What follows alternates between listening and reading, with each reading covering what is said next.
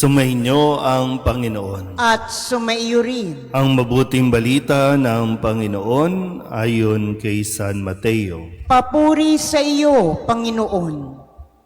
Noong panahong iyon, sinabi ni Jesus sa kanyang mga apostol, "Walang alagad na higit kay sa kanyang guro, at walang aliping higit sa kanyang Panginoon. Masihan ang alagad na matulad sa kanyang guro at ang alipin na matulad sa kanyang Panginoon. Kung ang puno ng sambahayan ay tinawag nilang Beelzebul, lalo na nilang aalimurahin ang kanyang mga kasambahay. Kaya huwag kayong matakot sa kanila. Walang natatago na di malalantad o nalilihim na di mabubunyag.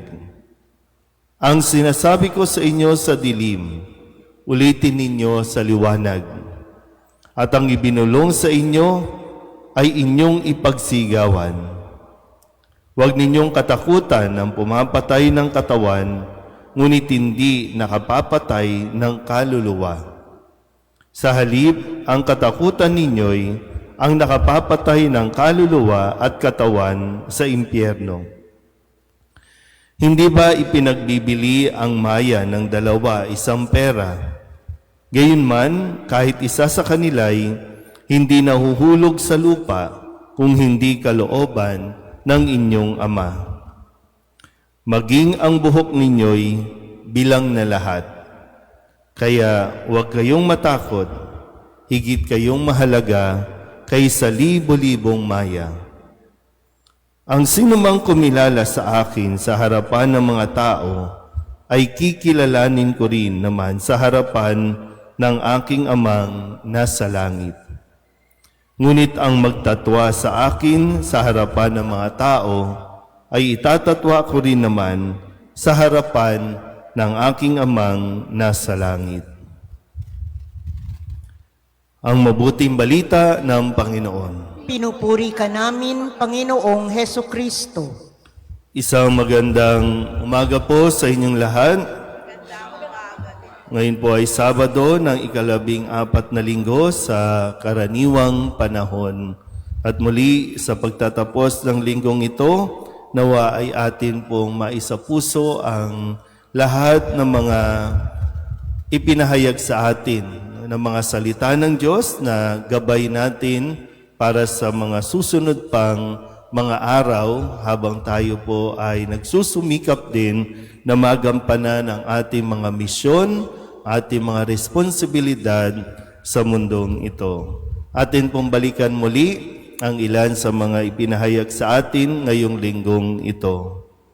Nung Lunes, sinimulan natin na marinig ang kwento ng pagpapagaling ni Jesus sa isang babaeng 12 taon nang dinudugo at siya ay talagang nagsumikap makalapit kay Jesus at sabi, "Mahawakan ko lang ang laylayan ng kanyang damit ay gagaling na ako." Kaya binibigay sa atin dito yung kahalagahan na hindi lang tayo basta lalapit kay Jesus, kundi dapat nagtataglay tayo ng pananalig. Kaya nga ang sabi niya na ni Jesus doon sa babae, "Anak, lakasan mo ang iyong loob, pinagaling ka ng iyong pananalig." So, kung wala tayong pananalig, lapit tayo ng lapit kay Kristo. Kasi kung ibig sabihin nananalig tayo, kinikilala natin kung sino si Kristo. Noong Martes, matapos ang pangyayaring ito, mas maraming tao pa ang sumunod sa Kanya. Kung kaya, sinabi sa atin ng Ebanghelyo, nang makita niya ang napakaraming tao, nahabag siya sa kanila sapagkat sila'y lito at lupaypay, parang mga tupang walang pastol. So yung habag, yung makita mo ang sitwasyon, ang kalagayan, at yung pangangailangan ng tao. Kung kaya't nung sumunod na araw, Miyerkules, dito natin narinig ang pagpapangalan sa 12 apostol na kanyang pinili at ito ay kanyang tinipon. No? Sabi dito, tinipon ni Jesus ang 12 alagad at binigyan ng kapangyarihang magpalayas ng masasamang espiritu at magpagaling ng mga may karamdaman. So yung kung anong mayroon sa Jesus, ito ay ibinahagi, ito ay ipinagkatiwala sa mga hinirang para sa gawain ng pagpapagaling at pagpapalaya mula sa masasamang espiritu. At nung Huwebes, narinig na natin ang paghahayo sa kanila. At sinabi ni Kristo, humayo kayo at ipangaral ninyo na malapit ng maghari ang Diyos. Matandaan natin, no? Ang pinakasentro ng misyon ng mga alagad ay magpahayag ng paghahari ng Diyos o yung magpahayag ng mabuting balita. Parang extra na lang yung mayroong magagawang himala o pagpapalayas ng demonyo, no? Kailangan, no, mas higit na mapagtuunan ng pansin ay yung maipahayag ang mabuting balita. Kahapon, Biyernes, ang paalala niya, bago tuluyang humayo ang mga alagad, ang sabi niya sa kanila, maging matalino kayo gaya ng ahas at maging matapat gaya ng kalapati.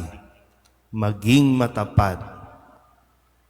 Matapat sa kung sino ang nagkaloob ng biyaya, maging tapat sa taong tumulong, maging tapat sa taong tumanggap sa kanila. At hindi dapat makalimutan kung sino sila.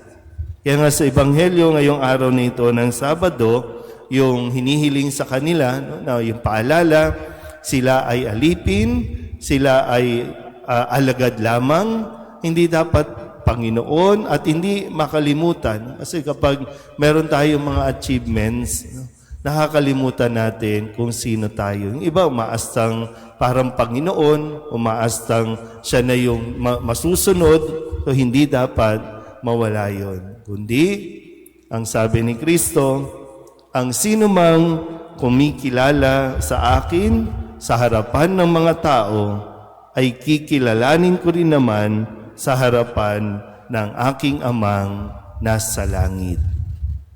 Kaya nga po, no, bahagi ng misyon ng mga alagad at magpasa hanggang ngayon, ginagampanan ng simbahan na maipakilala si Kristo. Kasi paano natin paninindigan kung hindi natin nakikilala? Paano natin maibibigay ang ating katapatan kung hindi tayo handang mag-submit sa Kanya? Kaya nawa, sa mga panahon na tayo po ay susubukin din, kasi maging ang mga tagasunod, ang mga alagad, ay hindi exempted sa mga pagsubok o mga problemang pagdaraanan. Pero naririyan ang simbahan para patuloy tayong palakasin, lalong-lalo na ihanda para sa mga misyon at responsibilidad na iaatang sa atin. Amen.